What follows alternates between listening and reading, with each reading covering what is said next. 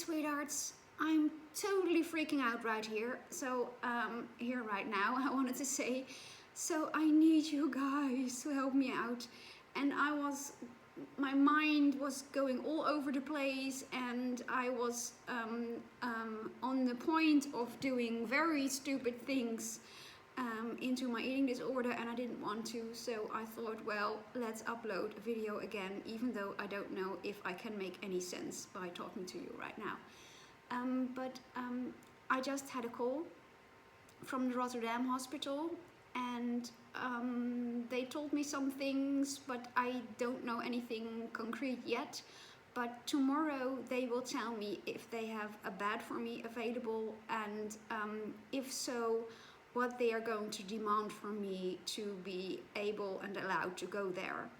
And I don't know why I'm so freaking out, because maybe nothing is going to happen. Maybe they're going to say no. Maybe it's going to last another few months. But somehow I have the feeling that this could be it. And I don't know why, but I'm so extremely scared. And I don't know if people recognize this when they are in recovery, because I'm fighting for this for months and months and months. But on the other hand, when I'm now trying to make myself a picture of what's going to happen and how it's going to be, then all I feel is one big, huge amount of fear. Because, you know, there is a difference of being willing to recover or being willing to be recovered. And of course everybody wants to be recovered, because that's wonderful, but the road towards that is so hard. And I know that when I would finally get that hospital bed, this would mean at least a few weeks or months of refeeding, and I know how horrible that is going to be. That would be living hell, like they told me, and I'm just very scared. But I'm trying to stay out of it. I'm trying to stay grounded. I'm trying to pray and meditate and live in the day and not in the future, and be mindful as much as I can. And I think sharing with you guys is helping as well, because otherwise I'm just totally in my mind and in my own fear. There are other things I wanted to share, and maybe I can just do that right away, because then I can distract myself a little. I got a lot of responses of people telling me I look better, and asking me how my journey is going weight-wise. And well, you have seen it right. I am gaining weight. I have gained quite some weight, actually. And that was a miracle to me, because I'm not focused on doing that. I'm focusing on self-care and what can I do for myself? How can I listen to my body more? And how can I stay out of my mind and my fears and my eating disorder, and letting more go and honoring my body and my hunger cues? And it's quite tough, I must say, because like I told you last time, when I give into my hunger cues, I also feel more hunger, and that is scary. And it sounds strange maybe, because on the one hand I'm very thankful for it, because it's much nicer to eat when you're hungry. But there is also a fear that hunger won't stop, and that I will only binge, you know, and that I can't stay in touch with my own body anymore. But there is a difference between hunger cues and satiety and experiencing extreme hunger. Well, to explain what that is extreme hunger is often when you are deprived from food. That can be physically, but it can also be emotionally. Then your body, after a while, will just say stop. And it will say, I need food now, whether you like it or not. And that often happens when you have, for example, been malnourished for a longer time. And that doesn't even have to be only physically, because people think when you are so underweight, that's logical that your body screams for food, and but that's not true, because there are also people who have, for example, a restrictive anorexia, and they can live for years and years and years without experiencing that extreme hunger. And on the other hand, there can be people who are overweight but mentally ignoring their hunger cues, and therefore also experience extreme hunger, and they want to eat and eat and eat without experiencing satiety. So it's really important to learn to feed yourself mentally and physically to get out of that period of extreme hunger. And it's very difficult to make that a difference between what is what at what moment. And I now have a hard time with that as well, because I do know part of my extreme hunger now is due to my physical malnourishment. And part of it is because I just want to flee for my feelings and numb myself, and just want to dive into eating and not stopping to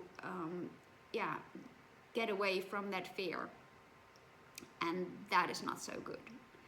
And then I try to regain my control, but when I do that, then I would undereat and malnourish myself again, and that is something I don't want. So welcome to the life of somebody with an eating disorder.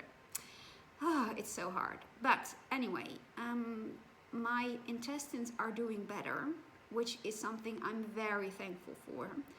And I keep eating better, and I sleep more, and that's why I'm gaining weight right now, and that is wonderful. It's a miracle, because I wasn't able to do so for the past weeks, and now it is happening, and I am thankful for it. But like I said, it is also very hard.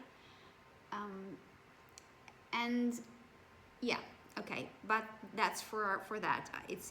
There's going so much through my head right now that I can't. I'm really all over the place in my mind.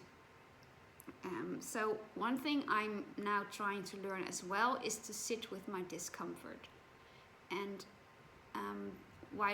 an hour before this video, I was having my lunch, and I actually thought I ate too much, because I ate more than I expected to eat, and I did let it go, because now I know I need to let it go and to accept that. But then the fear came back, like, oh, what if I go and binge, and what if I compensate? And I have done that so much in the past, so often, and that was so scary, because then I lose control completely.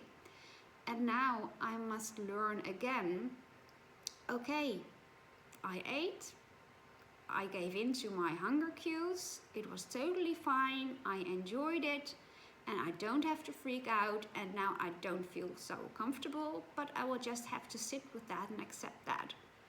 And that is so hard. And I really would like to know how you guys are doing that. How do you sit with your discomfort? And how do you accept being fearful?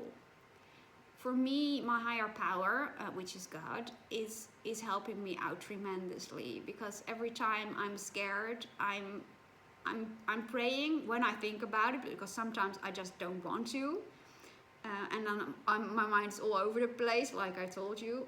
But it does help me to seek God and to know that every discomfort will pass, but you have to get through it. And there is no recovery without recovering. So I have to get through the bad emotions, feelings, etc.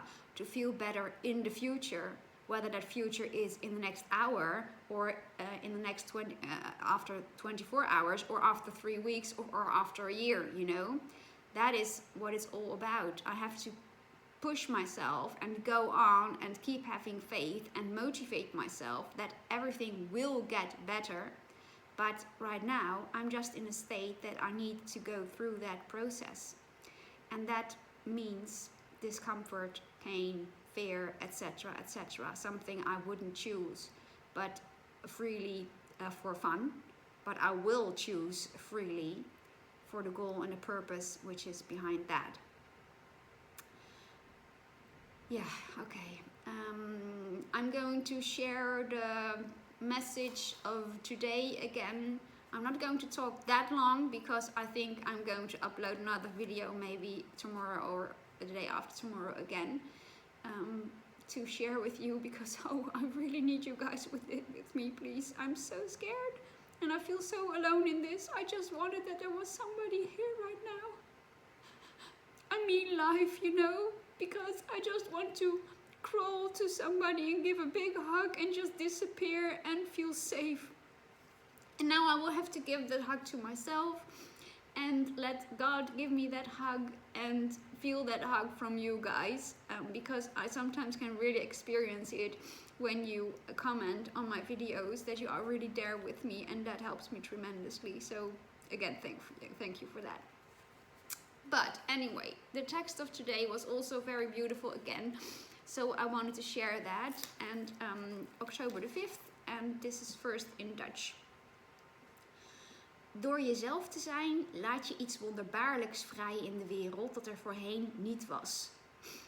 It's a message from, or it's a quote from Edwin Elliot. And in English it says, by being yourself, you're freeing something miraculous into the world that hasn't been there before. And I love it. It's also, again, I lost most of the quotes on this calendar, but this is so beautiful because it states, being yourself is actually sending out a miracle into the world that hasn't been there before. So I can be here vulnerable and with all my flaws and all my mistakes and all my challenges, but also with my strengths, but just be me. And that is already adding something into the world which is positive and which hasn't been there before. And I want to encourage you guys to do so, because your responses last time were so wonderful again. And people saying like that they get encouraged to just be themselves and open up more and keep having faith and believing in miracles. And that is so true. It is so true. And when you guys are sharing your heart and your pain with me, then I just can see the beauty in you. And I really hope you can believe more, have more faith in yourself and see how positive that is. It's so much easier to see it in somebody else. I mean, when you tell me that it's positive to be myself, it's for me sometimes hard because I feel my own feelings and my own insecurities, etc. But I have the same with you guys. When you open up to me and share with me things you are ashamed about or you have a hard time with or struggling with, you know, then I think, oh my goodness, you are so beautiful. Can you hear yourself? I wish I could see you when you're writing what you're writing to me. And like you see, probably I respond to most messages, and when you have questions, I really try to answer everybody. It costs a lot of time, but it's something I love to do, and I really feel so much love for you guys. It's just, yeah, it's something, it's a purpose. I really think God has put it on my heart to do so. So keep sharing, and I will do that as well. And I will put my fears and my shame and my misery out there, and also my strength and positivity and everything good I have to add to this world. So let's do this together. And I'm thankful for the here and now, and I'm thankful for all of you, and I'm thankful that I'm feeling less lonely already by sharing this. And it was really helpful because I just didn't know what to do. If I could run, you know, I would go and have a run, but of course I can't in my wheelchair. But this really helped me tremendously as well, so thank you. And I will keep you updated. If there's any news, you hear ASAP. Okay, big hug from me again. Bye, sweethearts.